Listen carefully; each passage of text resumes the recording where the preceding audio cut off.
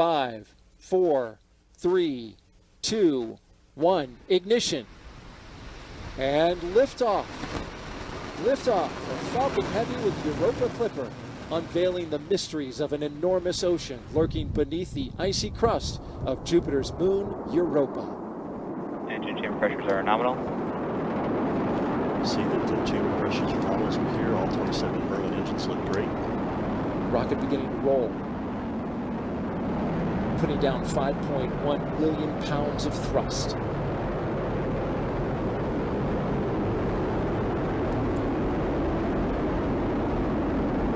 Coming up, they're going to back off those engines just a bit.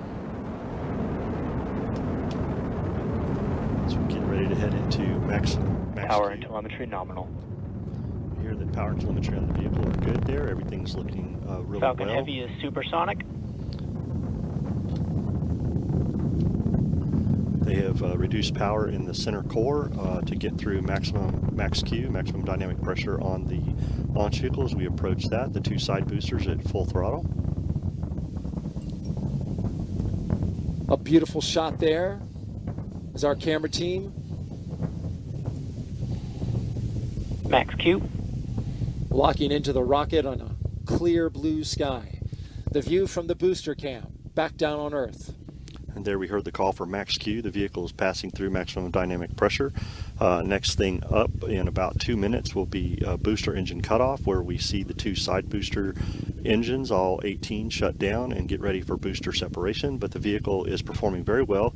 Looking at all the telemetry that we have, power and trajectory are nominal. We've been flying for just under 2 minutes so far. Everything looking good.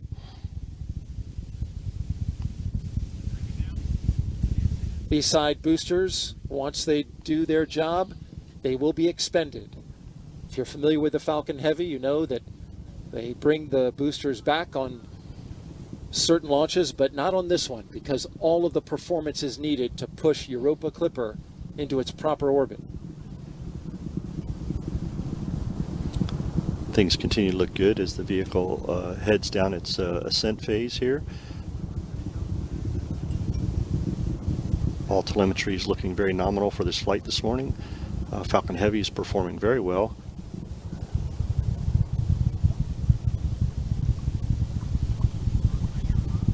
Now we're just about 30 seconds away from separating those side boosters. Their engines will cut off first, then they will separate. MVAC is chilling. Starting to chill down that MVAC-D engine in the second stage. And that's where we need to get the engine chilled to the proper temperatures before flowing liquid oxygen and RP1 into it. So they're conditioning the engine to make sure things are ready for when it's ready to start up. Stand by for booster separation. Booster engine cutoff. Side booster separation confirmed. And there they go. Those two boosters previously flown on Psyche. This will be their 6th flight. We thank you for their service this morning. They did a great job of getting Falcon Heavy and Europa Clipper on its way as the center core takes over and continues mission down its ascent. Things are looking really good in the telemetry. Power and trajectory look nominal, and chamber pressures on the 9 center core engines look really good. In just a little more 20 seconds from now, we'll get the cutoff of the main engine on the center core booster that remains. 4 seconds after that, we will separate. Flying out over the Atlantic Ocean. There's a look from inside. There we see stage 1 Stage separation confirmed. And stage separation from the center core. Getting ready for MVAC startup, SES-1. We're getting some applause here in the Mission Directors Center, and there you see the MVAC-D engine lighting up. Next thing up in about 10 seconds will be fairing separation. NYPY FTS has saved. And the fairing has protected Europa Clipper on its ascent up into space, but once we get into space, we don't need that fairing anymore. Fairing separation confirmed. Fairing has separated, and those will be recovered, Daryl, by SpaceX's own recovery ship, Go Cosmos. And there you see them falling away into space. That is the only part of this rocket that will be recovered. the glow of the MVAC-D engine as it performs its first burn here. This is about a 3-minute and 47-second burn. Things are looking great. Matter of fact, this is one of the shortest first burns that has been done on a Falcon Heavy by SpaceX, but it is required to get us into that parking orbit for that long coast that we have to get ready for the interplanetary trajectory that we're going to need to get Europa Clipper on its way that we heard Jenny talk about to get those Earth assist slingshots as it heads on its way for its mission. So things looking really good this morning with the performance of the Falcon Heavy. MVAC is performing well, and everything looks good thus far in today's mission. Usually those burns are the other way around, with a longer first burn and the shorter second burn, but in this case it is reversed. As we look at some crystal clear views of the MVAC-D engine, the stage 2 that's carrying Europa Clipper, orbital light is shining both on the spacecraft, the second stage, and on planet Earth. Center core It is FPS beautiful. has saved.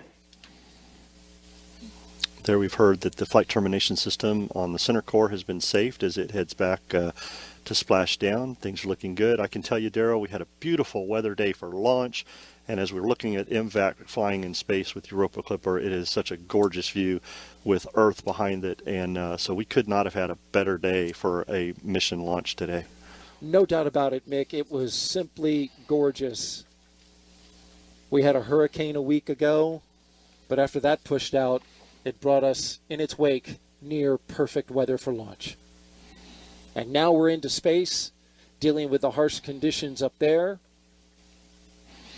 Stage 2 FTS is saved.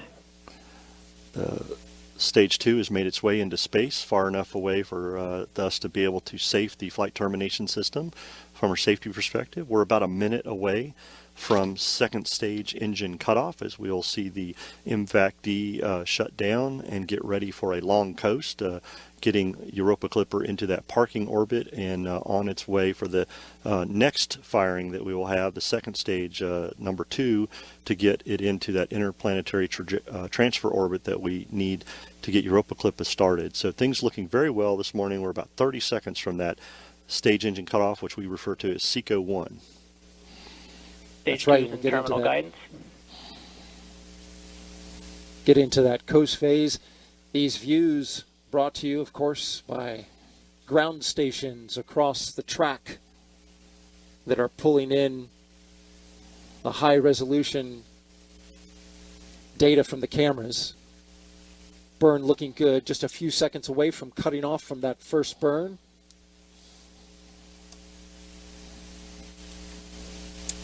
And there it goes. The first burn is complete.